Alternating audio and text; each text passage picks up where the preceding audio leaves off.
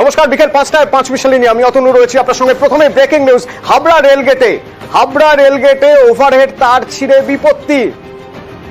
Habra রেলগেটে overhead তার ছিঁড়ে বিপত্তি এবং যার জন্য বনগাঁ শিয়ালদা শাখায় ডাউন লেনে ট্রেন চলাচল বন্ধ।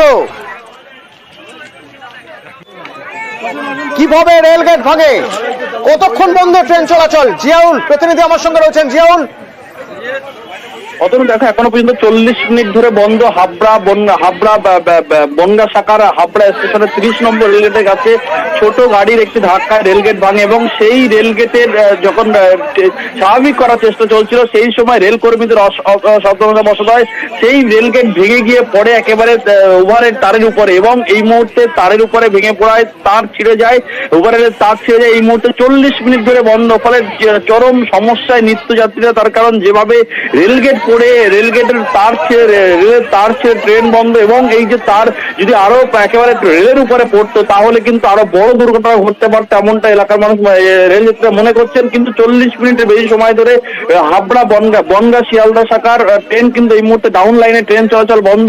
ফলে রেল কর্মীরা এসছেন, রেল কর্মীরা স্বাভাবিক করার চেষ্টা করছেন, কিন্তু এখনো বেশ কিছু সময় লাগতে পারে এমনটাই মনে করা হচ্ছে। কিন্তু যেভাবে রেলগেট ভেঙে একেবারে তারের উপরে পড়ে এবং তার ছিঁড়ে এই মুহূর্তে কিন্তু বিদ্যুতের ঝলকানি হয়, তারপরেই প্রচুর রেল যাত্রীরা তারা কিন্তু প্রাণ ভয়ে ট্রেন থেকে পালানোর চেষ্টা করে। সেই ঘটনায় কিন্তু এখনো পর্যন্ত 4 থেকে 5 জন রেল যাত্রী তারা কিন্তু গুরুতর জখম হয়েছে। এই মুহূর্তে রেল আধিকারিকরা ঘটনাস্থলে গেছেন, রেল তার স্বাভাবিক করে রেল পরিষেবা স্বাভাবিক করার চেষ্টা করছেন। কিন্তু এই মুহূর্তে প্রায় 40 মিনিট অতিক্রান্ত, এখনো পর্যন্ত ডাউন লাইন অর্থাৎ বনগাঁ শিয়ালদা শাখার ডাউন লাইন ট্রেন চলাচল পুরোপুরি বন্ধ রয়েছে। অতনু, প্রায় 40 মিনিট ট্রেন চলাচল বন্ধ। 40 মিনিট ট্রেন চলাচল বন্ধ হয়ে রয়েছে কারণ গাড়ির ধাক্কায় হাবড়া রেলগেট ভেঙে বিপত্তি। হাবড়া রেলগেটের ওভারহেড তার ছিঁড়ে গিয়েছে। বনগাঁ শিয়ালদা শাখার ডাউন লাইনে 40 মিনিট বন্ধ ট্রেন চলাচল। কত কষ্ট করে নামলাম এই মেয়েটা নিয়ে। আপনার মেয়ে? হ্যাঁ। প্রতিবন্ধী মেয়ে? হ্যাঁ। কোথায় নিয়ে যাচ্ছিলেন? আমার বাড়িতে ডাক্তারের কাছে যাবো কালকে। কেন ট্রেন থেকে নামতে হলো কেন সবার? বললো কি নাকি তারটা ছিঁড়ে গেছে ওর জন্য। গড়িয়াহাট আমরা সকাল থেকেই দেখাচ্ছি, গত কদিন ধরে দেখাচ্ছি বেআইনি ভাবে পার্কিং হচ্ছে। সেখানে পার্কিং এর কোনো বৈধতা নেই, তারপরেও পার্কিং হচ্ছে। আমরা দেখাচ্ছি সেখানে হকার বসানো হয়েছে এবং মুখ্যমন্ত্রী মমতা বন্দ্যোপাধ্যায় নিজে ক্ষোভ প্রকাশ করেছেন যে কারা হকার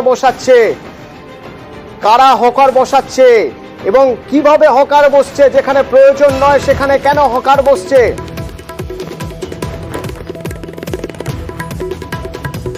এখন দেখা যাচ্ছে নেতা একজনই মানুষ, তিনি সবকিছুর নেতা, অর্থাৎ তোলা অনেক, নেতা একজনই নেতা তোলা তুলছেন বিভিন্ন ইউনিয়ন থেকে বিভিন্ন ভাবে। কি করে এটা সম্ভব? গড়িয়াহাটে এটাই হচ্ছে। তো কে এই নেতা? যিনি অটো ইউনিয়নেরও নেতা, যিনি হকার ইউনিয়নেরও নেতা, যিনি পার্কিং ইউনিয়নেরও নেতা। অমিত রয়েছেন আমার সঙ্গে, সরাসরি অমিতের সঙ্গে একবার কথা বলবো। অমিত, এই নেতা কে ইনি? দেখো, গড়িয়াহাট চত্বরে পাতলি বা গড়িয়াহাট চত্বরে যদি খবর রাখা যায় তাহলে সেখানে হকার্স ইউনিয়ন, সেখানকার হচ্ছে যে অটো ইউনিয়ন, সমস্ত ইউনিয়নের কিন্তু নেতা হচ্ছে দেবরাজ ঘোষ ওরফে মিম। এবং এই মিম নিজে আমাদের ক্যামেরার সামনে তিনি নিজেও দাবি করছেন যে এই গড়িয়াহাট এলাকার অটো ইউনিয়ন, গড়িয়াহাট এলাকার হকার্স ইউনিয়ন, গড়িয়াহাট এলাকার গড়িয়াহাট বাজারের ভেতরে যে সবজি বিক্রেতাদের ইউনিয়ন রয়েছে সেখানকার নেতা তিনি, অর্থাৎ তারই কন্ট্রোলে সমস্ত ইউনিয়ন, অর্থাৎ একজন নেতা তিনি সমস্ত ইউনিয়ন কিন্তু কন্ট্রোল করছেন। শুধু তাই নয়, যে অবৈধভাবে যে পার্কিং চলছে সেই পার্কিং এর যারা কর্মী রয়েছে তাদের যে ইউনিয়ন রয়েছে তাদেরও কিন্তু নেতা এই মিম ওরফে দেবরাজ ঘোষ ওরফে মিম। এই দেবরাজ ঘোষ ওরফে মিম আমাদের সঙ্গে যখন কথা বলছেন তিনি নিজেই বলছেন সবটাই তিনি দেখেন, সব ইউনিয়নই দেখেন। শুনুন। দেখতে গেলে যেমন আমি হকার ইউনিয়নে আছি, তেমন গড়িয়াহাট বাজারের যে সবজি ভর্তি বা মাছের দোকান, সেই ইউনিয়নও তো আমার ইউনিয়ন। খুব স্বাভাবিক, উনি দেখেন সবকিছু, সেই জন্য হোর্ডিং এ তার নাম থাকবে। হোর্ডিং এর ছবি আপনাদের দেখাই, হোর্ডিং এর ছবি একবার দেখাই। এই দেখুন, দেবরাজ ঘোষ মিম ওয়ার্কিং প্রেসিডেন্ট হিসেবে কাজ করছেন Kolkata car parking contractual employees ইউনিয়নের গড়িয়াহাট রোডে। তো দেবরাজ ঘোষ যখন স্বাভাবিকভাবেই ওয়ার্কিং প্রেসিডেন্ট, তার বক্তব্য একবার শোনা যাক। এই যে car parking contractual employees union সম্পর্কে তিনি কি বলছেন। হকার ইউনিয়ন 2000 সাল থেকে আমি দেখাশোনা করছি, কিন্তু বাদ বাকি যে ইউনিয়নগুলো, যেমন বাজারে ব্যবসায়ী সমিতি, ইন্ডিয়ান অয়েল, এরকম বহু, যেমন অটো ইউনিয়ন 28 নম্বর 105 নম্বর রুট, বা গড়িয়াহাট থেকে পাক সার্কাস, এখন তো গড়িয়াহাট অটো ইউনিয়ন তো আমি দেখি, হকার ইউনিয়নও দেখি, কিন্তু পার্কিং ইউনিয়নটা 2011 থেকে শুরু হয়েছিল, 14তে যে সদস্যরা করেছিল সেই সংগঠনটা বন্ধ হয়ে গেছিল। যা এই হোর্ডিং, এই ব্যানার 2014 পরে এর কোনো অস্তিত্ব নেই। এটা তো 2024 সাল। গত 10 বছর এই Kolkata car parking contractual employees ইউনিয়নের কোনো অস্তিত্বই নেই, অথচ জলজল করে গড়িয়াহাট ব্রিজের গায়ে রয়েছে, নিচে রয়েছে দেবরাজ ঘোষ মিম ওয়ার্কিং প্রেসিডেন্ট নাম। অমিত, গত 10 বছর এর কোনো অস্তিত্বই নেই দেবরাজ ঘোষ বলছেন, তো তারপরেও এটা রয়েছে কেন? যারা পার্কিং করবেন তাদের প্রভাবিত করার জন্য, তাদের বোঝানোর জন্য? একেবারে দেখো, এই প্রশ্নই কিন্তু উঠছে। তাকে আমরা প্রশ্ন করেছিলাম যে আপনার কথা মতো যে 10 বছর আগে এই ইউনিয়ন যদি বন্ধ হয়ে থাকে এবং যার ওয়ার্কিং প্রেসিডেন্ট পদে আপনি ছিলেন, তাহলে এই ইউনিয়নের পোস্টার বা প্ল্যাকার্ড এখনো কেন জলজল করছে? তিনি বলছেন গড়িয়াহাটের ফ্লাইওভারের নিচে কোনো একটা জায়গায় প্ল্যাকার্ড রয়ে গেছে, কিন্তু দেখো আদতে কিন্তু তা নয়। যদি আমরা যদি ধরে নিই যে 10 বছর আগে ইউনিয়ন বন্ধ হয়ে গেছে, কিন্তু এই যে 2014 সালের পরেও সেই গড়িয়াহাট ব্রিজের নিচে লাগাতার পার্কিং চলছে। কলকাতা পুরসভার তরফে বিভিন্ন সময় বিভিন্ন এজেন্সিকে বরাদ দেওয়া হতো, তারা লাইসেন্স প্রাপ্ত এজেন্সি, তারা চালাতেন, চুক্তি বাতিল হতো, কিন্তু পরবর্তী সময় যে মাঝের যে সময় পর্বে এখনো পর্যন্ত গড়িয়াহাট ব্রিজের নিচে এখনো পর্যন্ত কলকাতা পুরসভার লাইসেন্স প্রাপ্ত কোনো এজেন্সি কিন্তু পার্কিং দেখছে না। তারা দেখছে যারা ওই সমস্ত এজেন্সির তরফে যারা ওখানে কাজ করতেন, তারাই কিন্তু সেই পার্কিং দেখেন, যেটাও সম্পূর্ণ বেআইনি। সঙ্গে থাকো অমিত, সঙ্গে থাকো। এবং দেবরাজ ঘোষ ওরফে মিম তিনি বলছেন যে এখন অন্যরা দেখেন, এখন তিনি দেখেন না। সাধারণ এজেন্সি যে ওরা স্লিপ দিয়ে তুলছিল, কিন্তু সাধারণ এজেন্সি স্লিপ, এখন তো স্লিপ দিয়ে টাকা তোলা তো পুরোপুরি অবৈধ। যারা ওখানে কাজ করছে বা যে অ্যারেস্ট হয়েছে, তাদেরকে গিয়ে আপনার যদি যোগাযোগ করেন, তারাই বলবে যে তারা আমাদের ইউনিয়নের কেউ সদস্য নয়। অবৈধ কাজ যারা করে, তারা কোনোদিন কোনো দলের হয় না, তারা হচ্ছে সুযোগ সুবিধা ভোগী। ম্যাক্সিমামটাই গড়িয়া, সোনারপুর, বারুইপুর এসব অঞ্চল থেকে এসে লুকিয়ে চুরিয়ে এই কাজগুলো করছে। লুকিয়ে চুরিয়ে এই যে কাজ করছে বলছেন দেবরাজ ঘোষ, তো এদের মাথা কোথায়? কে এই টাকাগুলো কার কাছে পৌঁছচ্ছে? এই নেতার নেতা কে? অমিত, এতদিন পর্যন্ত আমরা যা বুঝলাম, যা দেখলাম, তা হলো যে একজনই নেতা সব জায়গা থেকে তোলা তুলছিলেন। ঠিক আছে, সবটাই তিনি দেখছেন, ভালো কথা। এখন আর দেখছেন না, এখন তিনি বলছেন অন্যরা দেখছে। তো যারাই দেখুক না কেন, সেই টাকা তো এক জায়গাতেই যাবে। সেই নেতার নেতা কে?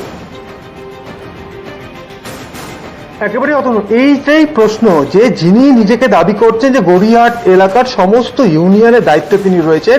তিনি হকার্স ইউনিয়ন দেখেন, তিনি অটো ইউনিয়ন দেখেন, তিনি গড়িয়াহাট মার্কেটের সবজি বিক্রেতাদের ইউনিয়ন দেখেন, আর সেখানে তার আড়ালে মানে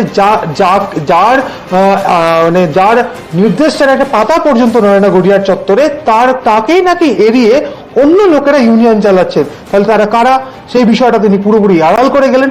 এমনকি তিনি দাবি করছেন বাইরে থেকে লোক এসে এখন সেখানে পার্কিং এর কাজ করছে। তাহলে তিনি যখন ওই এলাকার নেতা, তিনি যখন সমস্ত ইউনিয়ন দেখছেন, তার কথা মতো সমস্ত কাজ ওখানে চলে, তাহলে হঠাৎ করে বাইরে থেকে তারা এলেন কিভাবে, এই প্রশ্ন উঠছে।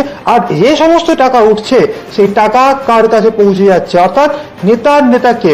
দেবরাজ ঘোষ যেমন তিনি যে ক্লেম করছেন যে তিনি সমস্ত কটা ইউনিয়ন দেখছেন, অটো ইউনিয়ন তিনি দেখছেন, হকার্স ইউনিয়ন তিনি দেখছেন, সবজি বিক্রেতাদের ইউনিয়ন দেখছেন, কিন্তু হঠাৎ করে যখন অবৈধ পার্কিং নিয়ে যখন এত প্রশ্ন উঠতে শুরু করলো, তিনি সামনে এসে বলছেন নাকি 10 বছর আগেই তাদের এই ইউনিয়ন এবং বন্ধ হয়ে এখন গেছে। অন্যরা দেখছে, তিনি অন্যরা- বললেন এখন অন্যরা দেখছে। তো এই নেতাকে সেটা খুঁজে বার করাই বোধহয় সবচেয়ে জরুরি ব্যাপার। আর তা না হলে বরাবর যারা চুনোপটি, যারা কাজ করছে, একদম সামনে এসে পড়ছে, ক্যামেরার সামনে এসে চলে আসছে, ধরা তারাই পড়ে যাচ্ছেন। যেমন আজ একজন ধরা পড়ে গেলেন। দেখাই আপনাদের সেই ছবি। আজ গড়িয়াহাটে দেখা গেল পার্কিং হচ্ছে এবং আমার সহকর্মী অমিত যখন গিয়ে চেস করলেন তাকে যে আপনি কে, কি বলছেন শুনুন। বাইরে যে পার্কিংটা হতো ব্রিজের নিচে, দীর্ঘদিন ধরে তো কলকাতা পুরসভা কাউকে বরাদ দেয়নি। এই ভদ্রলোক সকালবেলা গাড়ি পার্কিং করিয়ে টাকা তুলছে, তা কোনো স্লিপ দিতে পারছি না কিছু। ওকে জিজ্ঞেস করছেন, চেস করছি, উনি বলছেন যে 25 বছর ধরে এখানে উনি কাজ করতেন।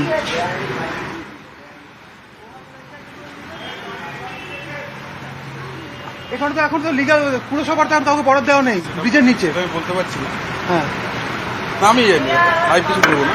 হ্যাঁ, তো টাকা তুলছে তো এখানে। আমি শ্যামা সাইকে ডাকছি 1 মিনিট। পার্কিং করতাম, অ্যাক্সিডেন্টের পরে আমি আর আসি হেঁটে যাচ্ছিলাম, যাতে জানাশোনা ছিল ফান রোডে থাকেন, হ্যাঁ, নিগুলো একটা রাত চা খাবি, এই স্যার ছবি তুলে আমি পার্কিং কাজ করছিল কেন? হ্যাঁ, পুরসভা থেকে ব্ল্যাক লিস্টেড করে দিয়েছে সাউদার্ন কোম্পানিকে। তার স্লিপ দিয়ে ওরা টাকা তুলছে, এটা টাকা নিতে পারবে। এই যে স্লিপ, এটা পরশুদিন আমাকে দিচ্ছে, আমার গাড়িতে দিয়েছে। এই যে এইভাবে স্লিপগুলো দিয়ে ওরা টাকাটা নিচ্ছে। যখন আমি বলছি যে কোম্পানিটা তো বন্ধ হয়ে গেছে, সব ক্যামেরাতে পালিয়ে যাচ্ছে। হ্যাঁ, আমি করতাম অ্যাক্সিডেন্টের ভিতরে। কেন তোমার পারমিশন দিয়েছে কর্পোরেশন?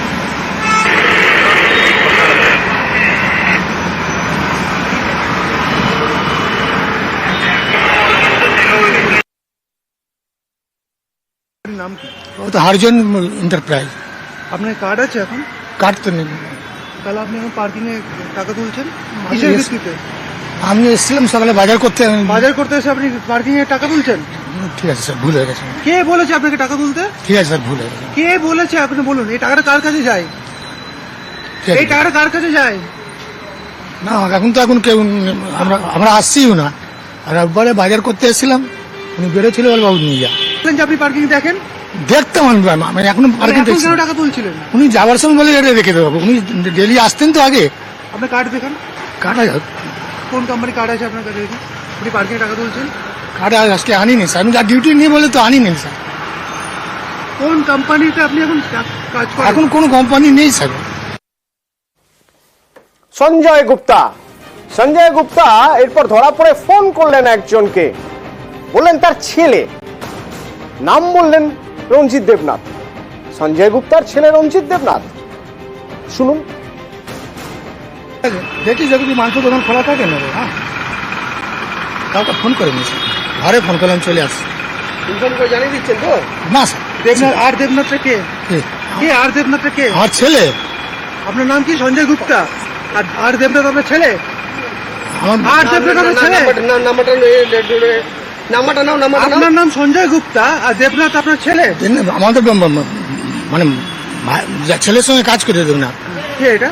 আমার ভাইপো হয়, ছেলের মতন। ছেলের মতো? নাম্বারটা আর দেবনাথের নাম্বারটা দাও, আর নাম্বারটা দাও, নাহলে একটু